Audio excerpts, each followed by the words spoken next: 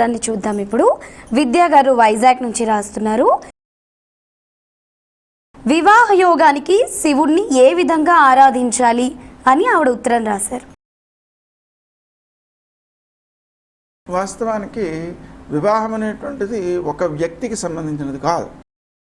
ఆ కారణం వల్ల మనకు రుక్మిణీదేవి వివాహానికి ముందు గౌరీ పూజ చేయడానికి వెళ్ళింది. ఆ గౌరీ పూజ చేయడానికి వెళ్ళినప్పుడు ముత్తైదువులు పూజ చేయిస్తున్నారు. చేయించే వాళ్ళు ఏమంటారంటే గౌరిని శంకరుణ్ణి పూజ చెయ్యి అంటారు. అంటే ఆమె ఏం చేస్తుంది అంటే సంతానముతో కూడి ఉన్నటువంటి గౌరీ పరమేశ్వరులను పూజ చేస్తుంది.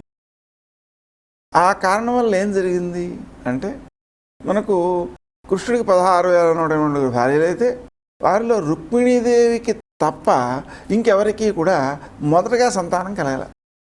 రుక్మిణీదేవికి 10 మంది మగపిల్లలు, ఒక ఆడపిల్ల పుట్టారు. వారిలో మొట్టమొదట పుట్టినటువంటి వాడు ప్రద్యుమ్నుడు.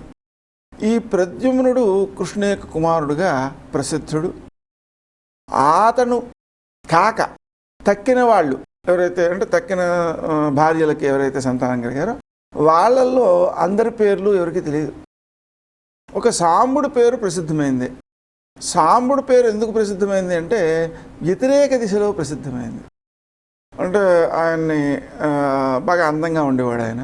అందుకని ఆడపిల్లగా అలంకరించి ఋషుల దగ్గరికి తీసుకువెడితే ఆ ఋషులు తీసుకెళ్ళి అడిగారు, కానీ ఈ అమ్మాయికి పిల్లాడు ఎవరు పుడతారు, అమ్మాయి పుడుతుందా అబ్బాయి పుడుతుందా అని అడిగారు. అయితే వాళ్ళకి కోపం వచ్చింది.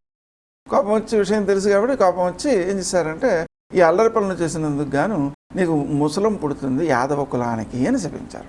యాదవ కులానికి ముసలం అంటే అర్థం ఏంటి? యాదవ కులం అంతా నాశమైపోవడానికి పనికి వచ్చేటువంటి ముసలం అనమాట. దాంట్లో అరగదీసి సముద్రంలో కలిపేస్తే చివరికి ఒక ముక్క మిగిలితే ఆ ముక్కను బాణానికి అట్టే పెట్టుకుని బోయవాడు బాణం వేస్తే కృష్ణుడు శరీరాన్ని విడిచిపెట్టాల్సి వచ్చింది. అంటే కృష్ణుడితో సహా సర్వనాశనానికి పనిచేసేటువంటి ముసలం పుట్టడానికి కారణమైన వాడుగా ఈ సాంబుడికి ప్రసిద్ధి ఉంది. అంటే మిగిలిన పిల్లలెవ్వరికీ ఆ ప్రసిద్ధి లేదు. అంటే వ్యతిరేకమైన ప్రసిద్ధి లేదు, అనుకూలమైన ప్రసిద్ధి లేదు.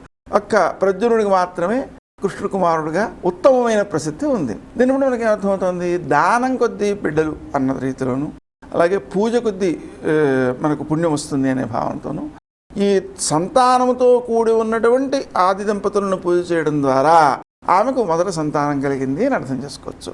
అలాగే ఆమె దానాలు కూడా చేసింది.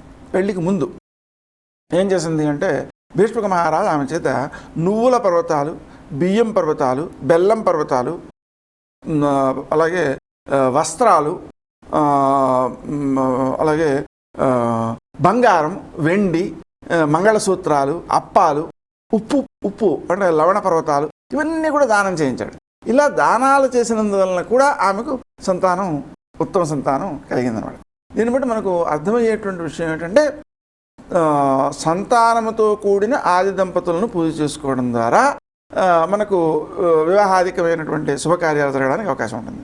అయితే హే గౌరీ శంకరార్ధాంగి యథాత్వం శంకర ప్రియే తథామాంకులు కళ్యాణి కాంతాం సుదుర్లభం లాంటి ప్రత్యేక మంత్రాలు కూడా ఉన్నాయి. అంటే అనుకూలమైన దాంపత్యం సిద్ధించడం కోసం, వివాహం సిద్ధించడం కోసం ప్రత్యేకమైన మంత్రాలు కూడా ఉన్నాయి.